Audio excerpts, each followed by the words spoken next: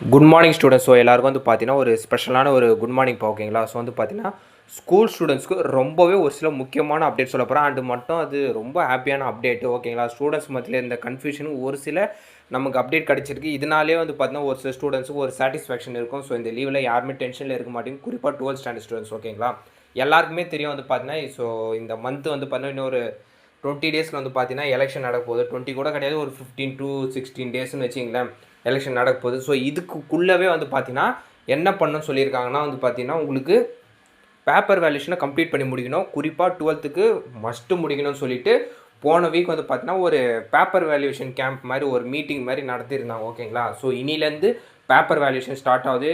இனிலேருந்து start ஆகி கிட்டத்தட்ட ஒரு அப்ராக்சிமேட்டாக ஒரு 13-14 நாள் போகுது பேப்பர் வேல்யூஷனு. இதில் ஒரு சில முக்கியமான விஷயங்கள்லாம் வந்து பார்த்தீங்கன்னா இதில் ஷேர் பண்ணியிருந்தாங்க அந்த மீட்டிங்கில். ஸோ அதில் கிடச்ச ஒரு சில ஒப்பீனியன்ஸை தான் நான் இதில் சொல்கிறேன். ஃபஸ்ட்டு என்னென்னா, எவ்வளோ முடியுமோ அவ்வளோ சீக்கிரம் பேப்பர் வேல்யூஷனை கரெக்ஷன் பண்ணி முடிக்கணுன்றதை மெயினாக சொல்லியிருந்தாங்க. ரெண்டாவது விஷயம் என்னென்னா, பேப்பர் வேல்யூஷனை வேகமாக கரெக்ஷன் பண்ணும்போது ஒரு சில பக்கம்லாம் பேப்பர் வேல்யூஷன் பண்ணாமல் விட்டுறதோ, அப்படி இல்லைன்னா அந்த மார்க்ஸ் என்ட்ரி பண்ணுறதுல மிஸ் ஆகிறதோ, தப்பாக பண்ணுறதோ, இந்த மாதிரியான மிஸ்டேக்ஸை பண்ணாமல் பார்த்து பக்குவமாக பண்ண சொல்லியிருக்காங்க. ஏன்னா ஸ்பீடாக பேப்பர் வேல்யூவேஷன் பண்ணும்போது ஒரு சில பக்கங்கள் மிஸ் ஆகிறதும், அந்த டோட்டலு மார்க்ஸ் போடுற இடத்துல மிஸ் ஆகும், இதெல்லாம் நடக்கும். அதனால் அதையும் கேர்ஃபுல்லாக பண்ணணும். இந்த 2 விஷயத்தை தொடர்ந்து அழுத்தமாக சொல்லியிருக்காங்க.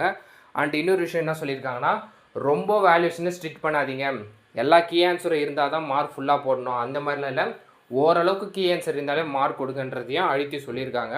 அண்ட் இன்னும் ஒரு சில முக்கியமான அப்டேட் என்னென்னா, சென்டம் பேப்பர்ஸ் மட்டும் வந்து பார்த்தீங்கன்னா செக் பண்ணுங்கள். சென்டம் அதாவது 98, 99, 100 இந்த மாதிரி இருக்கிறத மட்டும் ரீசெக் பண்ணுங்கள். மற்றபடி 90+, 80+ எல்லாமே வந்து பார்த்தீங்கன்னா உங்களுக்கு மார்க்ஸ் போட்டுட்டா உங்களுக்கு திரும்பலாம் போக மாட்டாங்க. ஏன்னா இருக்கிறதே ஒரு 12-13 நாள் தான் ஓகேங்களா.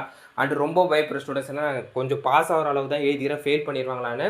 ஸோ அந்த மாதிரியான ஸ்டூடெண்ட்ஸ்லாம் இப்போ இருக்கிற சுச்சுவேஷனு மேக்ஸிமம் பாஸ் பண்ணிடுவாங்க ஓகேங்களா. நான் அதையும் கேட்டிருந்தேன். ஒரு சிலர்லாம் வந்து பாஸ் ஆகிற அளவுக்கு தான் எழுதியிருக்காங்க, ஒரு 40-45 மார்க் தான் எழுதியிருக்காங்க, அவங்களுக்குலாம் பாஸ் ஆக சான்சஸ் இருக்கானா, ஓரளவுக்கு எழுதியிருந்தாலும் முடிஞ்ச அளவுக்கு நாங்கள் பாஸ் போட்டுருவோம் அப்படின்னு சொல்லியிருக்காங்க ஓகேங்களா. ஸோ இது எல்லாமே ரொம்ப ஒரு ஹாப்பியான அப்டேட்டு. இந்த எலெக்ஷன் வர்றதால உங்களுக்கு நிறைய ஸ்டூடெண்ட்ஸுக்கு பாசிட்டிவாக இருக்குது. அந்த சென்டம் ஸ்டூடெண்ட்ஸ்லாம் பயப்படாதீங்க. உங்களது ஆன்சர் கரெக்டாக இருந்துச்சுன்னா உங்களுக்கான சென்டம் கண்டிப்பாக வரும். அதில் எந்த ஒரு மாற்று கருத்தும் இல்லை. Majority of the students just pass ஆகிறாங்க, நிறைய மார்க் எடுக்கிறவங்க எல்லாருக்குமே இது ஒரு பெனிஃபிட்டாக தான் நான் நினைக்கிறேன் ஓகேங்களா. ஸோ இப்போ நடந்த அந்த கேம்பில் கொடுத்துருக்க இன்ஸ்ட்ரக்ஷன்ஸ் எல்லாமே ஓரளவுக்கு இல்லை, மேக்ஸிமம் ஸ்டூடெண்ட்ஸ் கொஞ்சம் ஃபேவராக தான் இருக்குது. ஸோ பார்ப்போம், வேல்யூஷன்லாம் ஸ்டார்ட் ஆகி போகுது. ஸோ எப்படிலாம் நடந்துச்சுன்றதை நான் கம்மிங் வீடியோஸில் தொடர்ந்து உங்களுக்கு நான் அப்டேட் பண்ணுறேன். இந்த அப்டேட் பார்க்குற ஸ்டூடெண்ட்ஸ் நீங்கள் பண்ண வேண்டிய விஷயம் என்னென்னா, உங்கள் ஃப்ரெண்ட்ஸுக்கு ஷேர் பண்ணி லைக்கை போட்டுருங்கப்பா ஓகேங்களா.